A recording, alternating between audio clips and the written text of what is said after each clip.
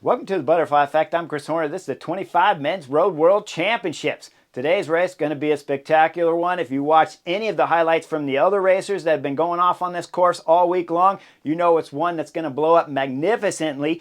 And at 270 kilometers, I'll call it 170 miles in length, with 15 laps on this circuit and one little hiatus to exit to go up one big climb of about 6 kilometers at 7%, with 110 kilometers to go, summiting with 104 kilometers to go. You know it's going to be an interesting day, and everyone expects Tadej Pogačar, the Slovenian, wearing the rainbow band jersey, up until today's race. He's the defending champion. They all expect Tadej Pogačar to go early. Go early at 110 kilometers, summiting with 104 kilometers to go. That almost seems ridiculous to me, but that's what a lot of the people are talking about. So let's see what's happening when we get in the course. But before I bring you into the course, I got to remind you guys that X are sponsoring every edition here of the Butterfly Effect and beyond the coverage up into the Men's Road World Championships.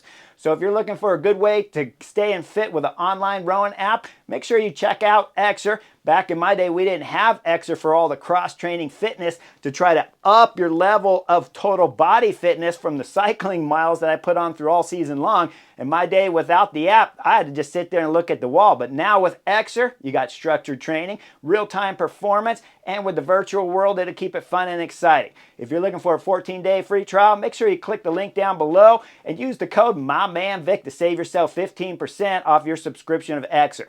Now let's get into the race. As we see the riders leaving the start line, it's Slovenia at the front. When we look at the back, well, it's the Belgian kid, Remco Evenepoel, who won gold in the individual time trial earlier last week. We see him hanging out the back. Now, what's going to happen? Well, right away, we see Granada throw an attack. That's Red Walters up there. Now, there's no reason not to be throwing an attack if you're here at the Road World Championships, you're one of the smaller teams like this.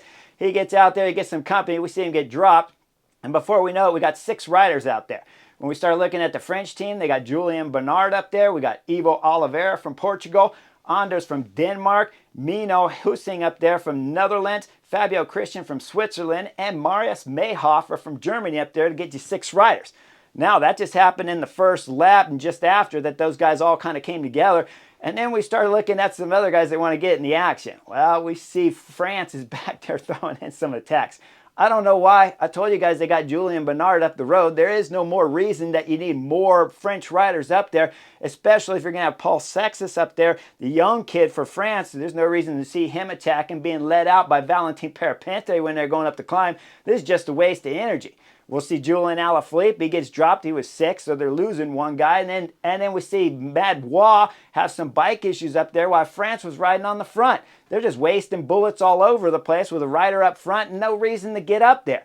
We see the Spaniard get away. That's Raul Garcia up there, and this is kind of a knucklehead move too. He'll eventually bridge up to these guys, and he'll put 7 guys in the breakaway up there, but there's no reason for Spain to be up here, to tell you the truth, because Slovenia is going to have to pull on the front regardless.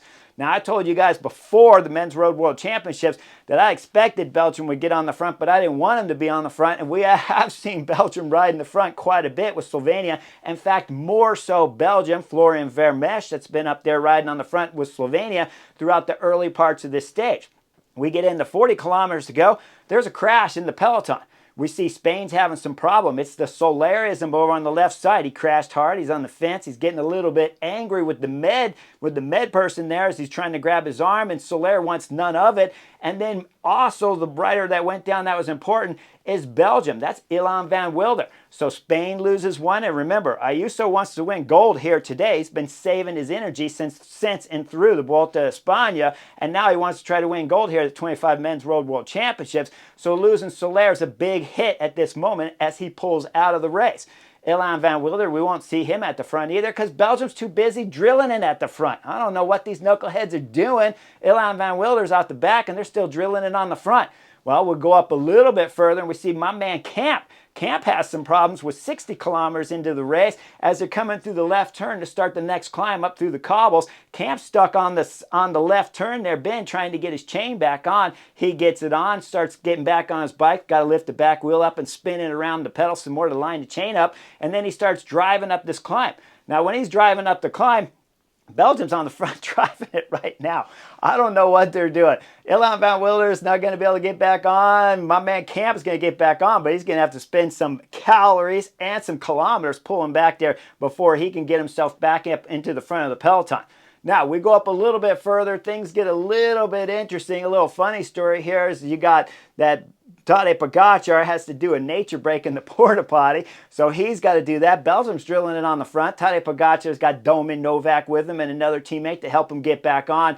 They'll be chasing for 4 or 5 kilometers back there before they catch onto the back of the group. And then the next lap around, guess what? Well, we see who's exiting the porta potty now. It's Remco Evenepoel. He's got some company there from the Italian rider, but most importantly, he's got his teammates waiting for him too. But up front, finally, Belgium understand that, hey, we might want to back off for Remco Evenepoel. We didn't back off for Ilan van Wilder or my man Camp, but we're going to back off for Remco Evenepoel and allow him to get back on. So everything's together at the front of the peloton. 7 guys are up the road. They're going to start the exit with about 120 kilometers to go in the stage. Now, this is the climb that comes up at 110 kilometers to go when everything started to get nervous. They're leaving the main part of the city and they're going off into the suburbs, and the crowds are getting spectacular here. Curb-to-curb action from the peloton, and Florian Vermeersch from Belgium is still driving on the front.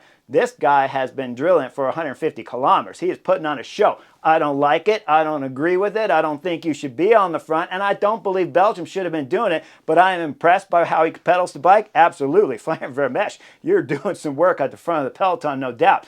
Now, Slovenia starts coming to the front too when it's going curb to curb, because once we start this climb, everybody believes that Tadej Pogačar wants to try to win a second Road World Championships, and they believe this is the time and place to do it. So Slovenia starts getting up at the front, and they start losing guys out the back. I mean, they're dropping 1, 2, 3 guys back there. Mate Mohoric is the last important guy for Slovenia in the drop, but Domen Novak, just as important, is up front drilling it for Tadej Pogačar. Primoz Roglic is still at the front, but they're out of guys with Domen Novak drilling it, and we're coming up to about 500 meters to go. As we get into 500 meters to go, Tadej Pogačar throws in an vicious acceleration. We start looking, and we see Ayuso is on the wheel. He's got Jan Christian in this front group, and he's got Remco Evenepoel in this front group. Kian Utelbrooks, the Belgian rider, the teammate there of Remco Evenepoel, who's up there, makes it 5 guys in this front group. Then there's a split in the back, and we see back there Isaac Del Toro's trying to close the gap. Carapaz throws in attack, but just before Carapaz threw in the attack, we got some important stuff I left off, because Remco Evenepoel all of a sudden had pulled out of the line. He started to move to the right and looking back over his shoulder, and now I started sitting on the Chesterfield like, oh no, is this the 4th time during the 25 season that Remco Evenepoel is going to blow up at this moment? Remember, he was sitting locked onto this group, looked like he was fairly comfortable, but then drifted off to the right, started dropping back. As he's dropping back, Carapaz threw in his attack, and then Isaac Del Toro was on the front back there drilling it as Carapaz couldn't close the gap and started coming back. So Isaac Del Toro closed up to the back wheel there in and about around Kian Utelbrooks, but Utelbrooks starts to bro as Tadej Pogačar throws in an acceleration as he stands up out of the saddle, but Ayuso, the Spanish rider, is going with him. That's his teammate. Jan Christian was up there too, UAE team member, it's his teammate too, but he rides for Switzerland, and he's getting dropped with Kian Utelbrooks. So it's just 2 riders going up the road, and I'm thinking, man, why would you want to go pool for pool with Tadej Pogačar from 104 kilometers out? Well, Ayuso's on the wheel. Isaac Del Toro's trying to close up just behind us. The 2 riders had some at the top. Isaac Del Toro's coming over about 7 seconds behind those 2 riders. And if I back the film up just down the descent a little bit more, Remco Evenepoel did not just pull out of the line and start to drop off that front group of 5 riders, but he started dropping back through the whole of the peloton back there, and he's having all kinds of problems. When he comes over the summit, you see him hopping on his bike, trying to figure something out. The pictures drop down, the camera does, that is, and we can tell he doesn't have a flat tire, but something's happening. Up front, though, Ayuso is drilling it down this descent. I mean, he's got a gap on Tadej Pogačar, and Isaac Del Toro is still trying to close the gap. Pogi closes up. Isaac Del Toro closes up shortly after that. And when we look further down the line, we know Remco Evenepoel is a little bit in trouble, because there's about 10, 12 riders with Primoz Roglic that was in the third group, I'll call it, just behind Isaac Del Toro when they went over the top of the summit. So Remco Evenepoel's got to find himself some time to make up coming down this descent, but it doesn't look like it's happening at this moment. Now we go up Before we come back onto the circuit, there's another little hard climb. It's a stick of a climb. Kind of cobble, kind of gravel-like, real hard rocky-like, but certainly paved. And then we see that Ayuso's having problems. Isaac Del Toro's on the front drilling it. We go back and look at the guys chasing. They're having some problems back there. Everything's blowing up. Guys, we got about 100 kilometers still to go. And the cameras come back up front. We see Ayuso has blown up spectacularly. Blown up spectacularly after just, 5 kilometers? You were following Tadej Pogačar pulling down the descent, and now your legs have blown up at this moment? Well, that leaves us with just 2 riders in front, and they happen to be trade teammates for UAE Team Emirates. Isaac Del Toro riding for Mexico, and the Slovenian Tadej Pogačar, the current road world champion. Well, Isaac Del Toro from Mexico, they even put guys on the front before we came off the circuit back there with 120 kilometers to go. I don't know why they're riding in, but they are now. Isaac Del Toro's taking pulls with Tadej Pogačar. We've seen this song on dance already last year at the Men's Road World Championship. It was called Sivakov. Now it's called Isaac Del Toro pulling up there with Tadej Pogačar. Behind, we're coming in about 92 kilometers to go. I'm going to back the film up just a hair before that. Remco Evenepoel had some teammate help back there. He had Quinten Hermans and Louis Vervaeke back there. Now we fast forward just a little bit, come in about 92 kilometers, 90 kilometers to go after they come through that roundabout. The 2 groups chasing of about, we'll call it 12 and 10 riders back there with Remco. They bridge up together. Now we got a solid group. I'll call it about 30, 35 riders that got together, but nobody really wants to work together at this time. We're coming into 6 kilometers to go. We're back on the circuit. Tadej Pogačar, Isaac Del Toro are holding about a minute gap, 50 seconds thereabouts to the group behind, but nobody's working well together. They're starting to attack each other. It's not gelling. I'm sitting on Chesterfield. No, guys, we already seen this song and dance. We've seen everything play out already. This tactic doesn't work. You got to get guys on the front, and when we start really looking in detail of this 35-rider group, well, Belgium have at least 3 riders in this because Kian Utebrooks and Quinten Hermans is there. Remco Evenepoel is trying to get himself a second Rainbow Band jersey. Remember, he won a few years back too, so he's up there. And we got at least 4 Australians in here. Jai Hindley's in this front group. He's got teammates with Michael Matthew. Jay Vine is in there. They got tons of possibilities in this group of 35 riders to start working together because France has multiple riders. Denmark has some help up here. They can get something gelling and work together if you would just keep the chemistry together. Instead, what happens? Well, Remco Evenepoel starts realizing that he's got to do a bike change. So with about 6 laps to go, he's pulling over at just about 90 kilometers to go. So he literally just closed up. Now he's pulling over. And once he pulls over, he's going to get a bike really fast from the feed zone. I mean, it's wicked fast. Boom, he's right back on it.